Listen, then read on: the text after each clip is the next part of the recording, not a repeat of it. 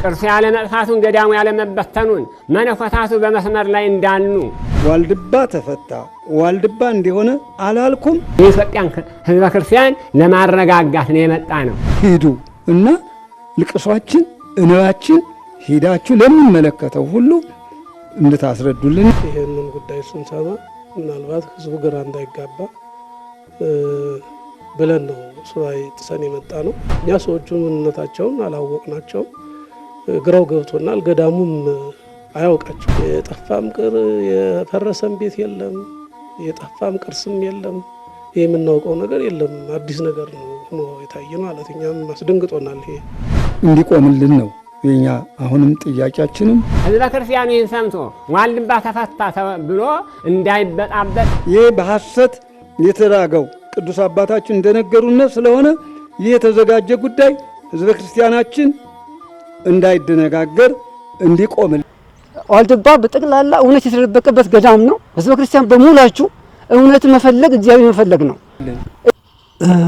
አረጋውያን መርጃ ዲያቤት ስንት ዘመናት የተጠቀምንበት በእጃቸው ይዞ ገዳሙን ደምሰው ሳይብቃ እዚያ የምናገኘውን አረጋውያን የሚጠቀሙበትን ቤት በራሳቸው በስልጣናቸው በእጃቸው ይዞ እስካሁን ድረስ እኛ ምንም ይኸው ተቃለፍን። ይኸው በመከራ መንከራት የለ። እዚህ መከራችን በላይ ደግሞ እነሱ ግፈኞች ግፍን ትንሽ እንዲያው ትንሽ እንኳንስ በምንኩስና አሰር ክርስትና ሃይማኖት አሰር የላቸውም።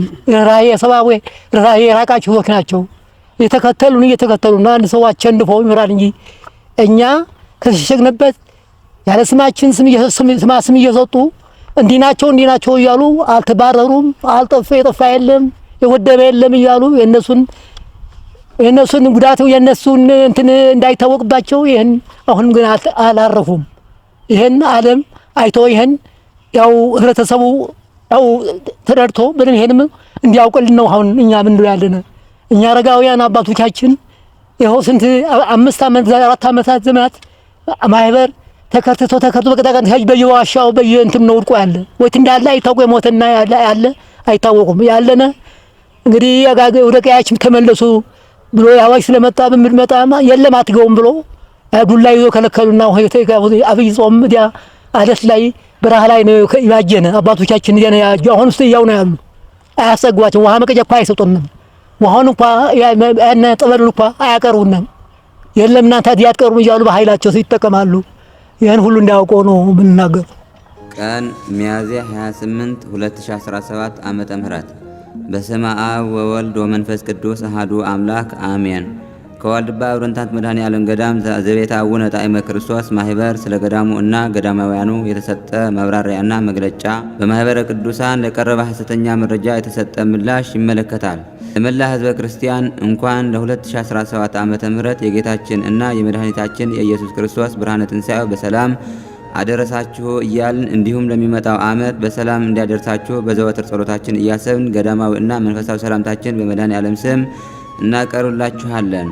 ከዚህ በመቀጠል ዋልድባ አብረንታንት ገዳም ከተመሰረተበት ዘመን ጀምሮ አባቶች፣ መናንያን፣ መነኮሳት ስለ ሰላም በፍቅር አብረው ተባብረው ተከባብረው ሲጸልዩ እንደኖሩ ይታወቃል።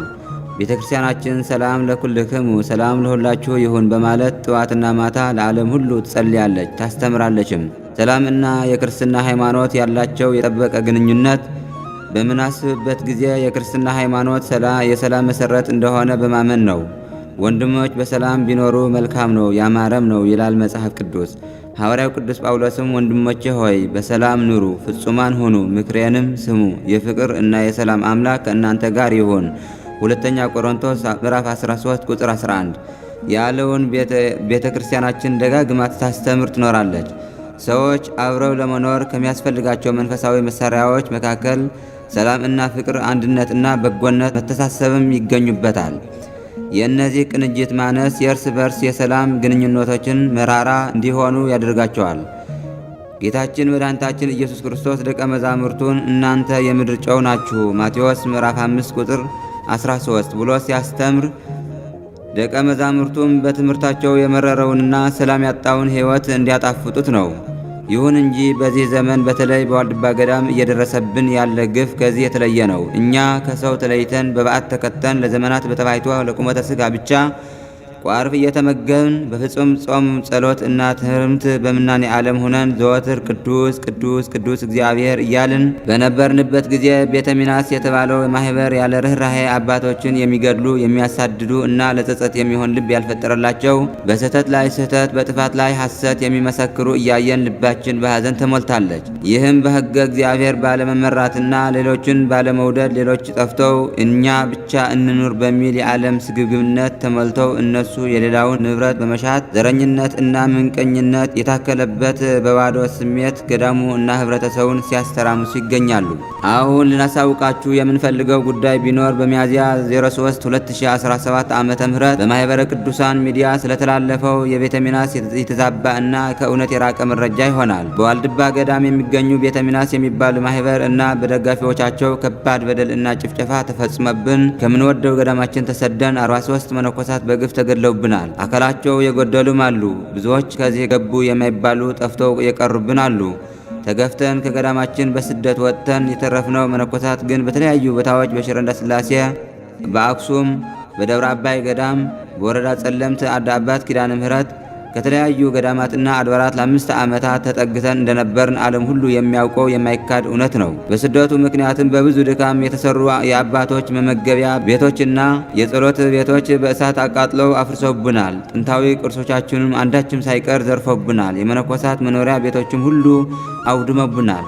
በእኛ ላይ ይህ ሁሉ ግፍ ሲፈጸምብን እስካሁን ማለታችን ሲነቅፏችሁ እና ሲያሳዷችሁ በእኔ ምክንያት ክፉን ሁሉ በውሸት ሲናገሩባችሁ ብፁዓን ናችሁ፣ ዋጋችሁን በሰማያት ታላቅ ነውና ደስ ይበላችሁ፣ ሐሴትንም አድርጉ። ከእናንተ በፊት የነበሩትን ነቢያትን እንዲሁ አሳዷቸዋልና ማቴዎስ ምዕራፍ 5 ቁጥር 11 የሚል የጌታችን ቃል ተስፋ በማድረግ ነው።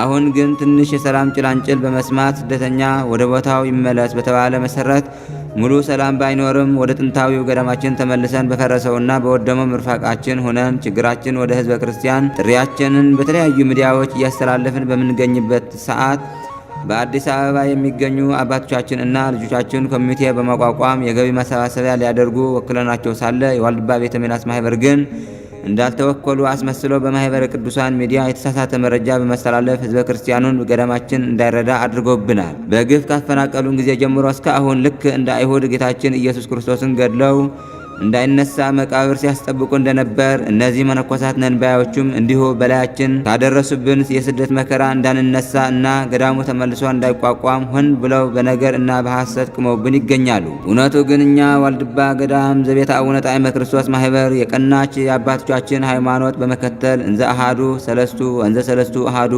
ይሰለሱ በአካላት ወይተዋሃዱ በመለኮት እንዲሁም አባቶቻችን ባስተማሩን መሰረት አንድ ጌታ፣ አንድ ሃይማኖት፣ አንዲት ጥምቀት ኤፌሶን ምዕራፍ 4 ቁጥር 5 ብለን እናምናለን። ይሁን እንጂ እነዚህ ቢጽ ሐሳውያን ቤተ ሚናስ የተባሉ ማህበር መርዝ በተለወሰው ምላሳቸው ቀጥተኛይቱን ኦርቶዶክስ ተዋሕዶ ሃይማኖት ወደ ተሐድሶ ለመቀየር ውሸት እያሰራጩ ይገኛሉ። ቤተክርስቲያናችንን የማትፈቅደው 2 ጊዜ ሲያጠምቁ፣ 2 ጊዜ ሲያመነኩሱ፣ የተሐድሶ ሃይማኖት ሲያንጸባርቁ ይታያሉ። በዚህም ጉዳይ በሊቃውንተ ቤተክርስቲያን ሊጠየቁ ይገባል እንላለን። እነዚህ መነኮሳት ነን ባዮች የበግ ለምድ በመልበስ ቢጫ ቀሚስ ለብሰው ቀው ደፍቶ መነኩሴ መስለው በአንድ እጃቸው መቁጠሪያ በአንድ እጃቸው የጦር መሳሪያ እና ዱላ በመያዝ የምንኩስና ስራ በመተው የሁለት ዓለም ስደተኞች ሆነው መታየታቸው በጣም ያሳዝናል። እነዚህ ቤተ ሚናስ የተባሉ ማህበር ልክ እንደ ቢጸ ሐሳውያን ሐዋርያት ያስተማሩትን ትምህርት አሳምነው ወደ ሌላ በሄዱበት ጊዜ ያደናግሩ እንደነበሩ እነዚህም እንዲሁም የቀናች ኦርቶዶክስ ተዋሕዶ ሃይማኖት ይዘን ሳለ ሃይማኖት የላቸውም እያሉ ለብዙ ዓመታት ውስጥ ለውስጥ ሲዋሹ ቆይተዋል። እኛም ይህን ተገንዝበን ውሸት ሲደጋገም እውነት ይመስላል እንደሚባለው ውሸት መሆኑን ልናሳውቃችሁ እንወዳለን።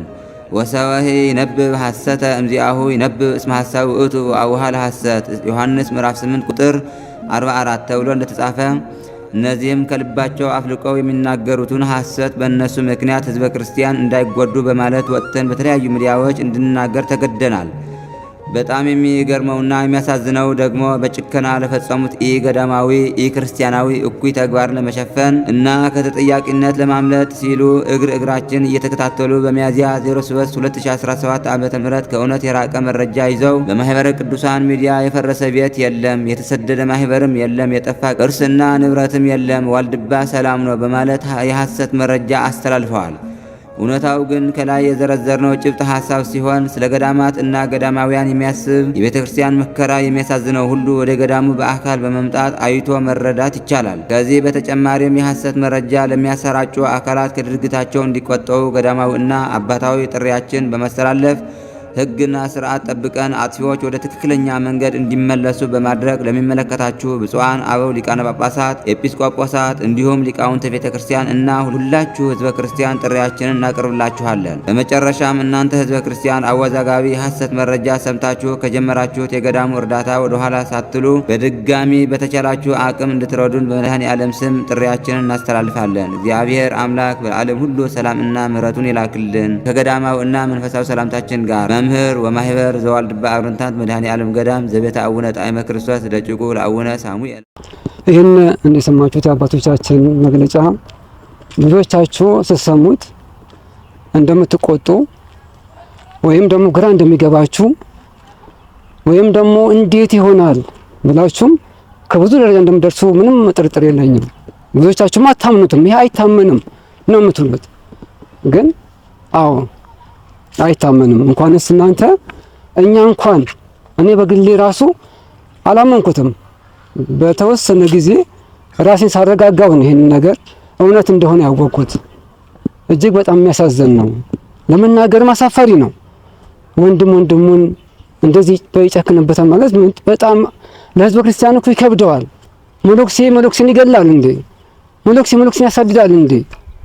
መነኩሴን ወደ ስደት ያጋልጣል እንዴ? 43 ነው የተባለው አይደለም። ሁላችንንም ነው የገደሉን እንዴ? ገዳም እኮ የኛ መሸፈኛችን እኮ ነው። ወደ ዓለም ሁላችንንም ካስገቡን ሁላችንንም ገለውናል እና ሁላችንንም ነው የገደሉት። እውነት እግዚአብሔር በሰማያት ሁላችንንም ይቅር በለን፣ እነሱን ወደ ልቦናቸው ይመልሳቸው፣ የቆሙበት ምንም ይወቁት። እኔ በጣም ነው የምናዝነው። ይህችን ቀን አመሰግናታለሁኝ። እግዚአብሔርንም በቸርነቱ እውነት እንድመሰክር እውነት እንድናገር ለፈቀደልኝ ለሆነ ለክርስቶስ አመሰግናለሁ። ከእናቱ ከቅድስት ድንግል ማርያም ጋር ከእውነተኞች ወዳጆቹ ጋር አመሰግናለሁ፣ አከብረዋለሁ። ለምን እውነት እንድናገር ፈቅዶልኛልና። እስከዚህ ዕለት ሰዓት ከ1988 ዓመተ ምህረት ጀምሮ ከነዚህ አባቶቻችን ወንድሞቻችን እህቶቻችን ጋር እንዳጋንንት እያማተቡብን እየሰደቡን እየነቀፉን መጨረሻ ላይ ውሸታቸው አድጎ በቃ እስከ ሞትና እስከ ስደት አደረሱ። እውነት እግዚአብሔር ይመለከታል እኮ። እነሱ ግን እግዚአብሔር አያዩም፣ አይሰማም፣ እንደፈለግን እናገር ብለው የሚገርም ውሸት ማለት ነው በማኅበረ ቅዱሳን ያስተላለፉት። የሚገርም የሚመስል እኮ ቢሆን ጥሩ ነው። የሚገርም ውሸት እንዴ! መጀመሪያ እኮ የሚመስል ውሸት ሲዋሹ ነበር እኮ። እንዲህ ናቸው፣ ፖለቲካዊ ቀረ ጁንታ ናቸው፣ የወያኔ ናቸው ብዙ አሉ። ይሄ ይመስላል በርግጥ የሚታየው ቤተ እግዚአብሔራችንን እንዴ! እግዚአብሔር እኮ ይተው። ጥምቀትና መድኃኔዓለም ከብዙ ሺህ ሕዝብ በላይ ይህን ቤተ እግዚአብሔር የፈረሰውን አይቶታል። አልቅሶ አዝኖ እንዴት እናደርግላቸው ብሎ የሄደ ሕዝብ ነው። እነዚህ ሕዝቦች እንኳን ምን ይበሏቸው? ምንም የደረሰብን ቤት የለም፣ ምንም የጠፋብን ቅርስ የለም። ዋልድባ ሰላም ነው። እነዚህ እኮ አባቶች ቤተ እምነት አባቶች እኮ ከዚህም በፊት እኮ በዘመድኩን ሚዲያ እኮ ቤታችን ፈርሷል እንዲህ ማሰሪያ ሲሉ ብዙ ሚሊዮን ብር እኮ እንደተሰበሰቡ እኮ መረጃዎች አሉ። እስከ ውጭ ሀገር ድረስ ሄደው እንዴ! አረ እግዚአብሔር እንፍራ እባካችሁ፣ አረ ተመለሱ፣ ይበቃናል።